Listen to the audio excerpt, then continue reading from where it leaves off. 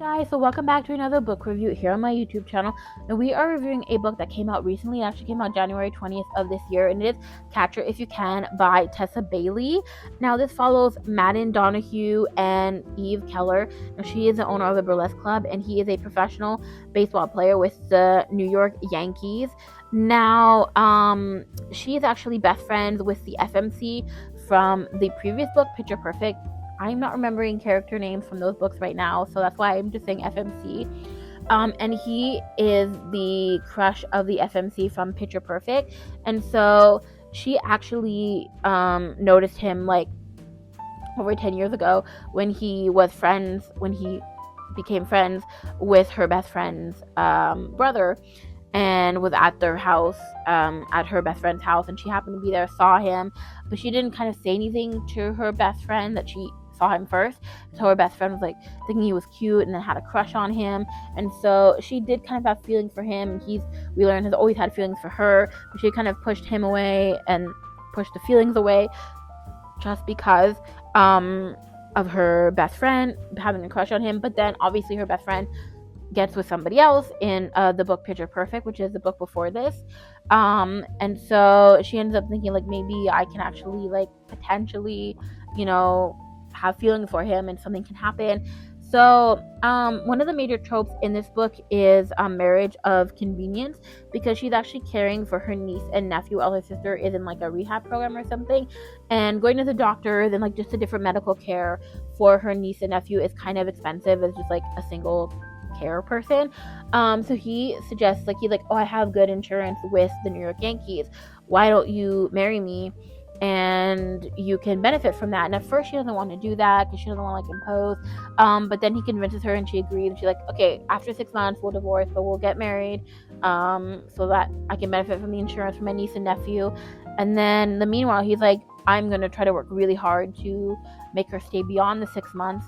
And then different things happen throughout the book. Like I think it gets out in the press that who she is, and that she's a Burlesque Club owner, and his team tries to convince him, like the management on his team, to distance himself from her because it's not really good press. And then the press ends up being outside his apartment in New York City where she's visiting him, and she just like leaves and is like, I don't think I'm good for your image. And he's like, no, like he doesn't want her to leave. And so eventually they end up figuring out how to make it work, and obviously they don't divorce after the 6 months.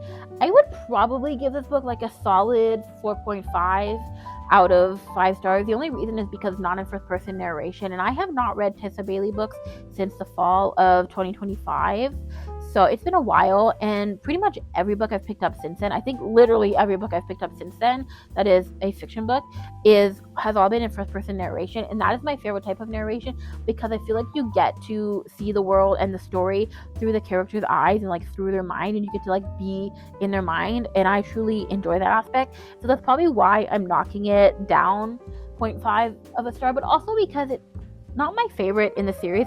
Now this is the 5th and final book in the Big Shot series.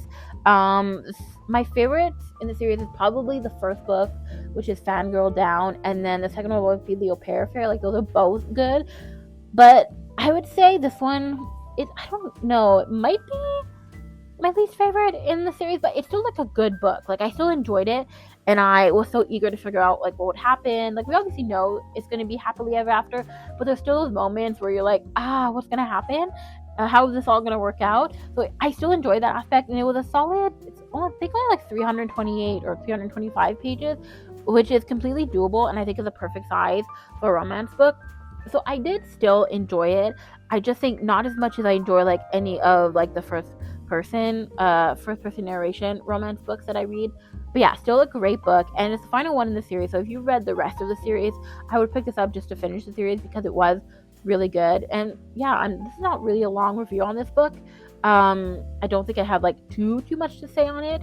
But yeah, it wasn't my favorite. I read 3 different books this week, which are all getting their separate reviews. The first one, this was actually the first one that I read, but the first one I reviewed is Cowboy Casual, which is my previous video. And then there'll be another video of another book that I read that I will review. I won't spoil it right now, but I would say this was probably my least favorite out of the 3 that I read this week. but it's still a top book at like 4.5 stars. So like, I'm not gonna knock it by saying it's my least favorite. It just was my least favorite that I read this week. So that is all for this video. If you enjoyed it, let me know in the comments down below. You can also hit the subscribe button and the notification bell so you never miss another brand new video from me.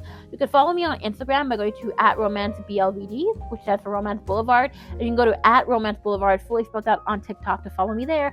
I am posting content 7 days a week, 365 days a year so far. So that's the goal. 7 days a week for 365 days a year. There'll be content on all my socials. Until the next time, bye!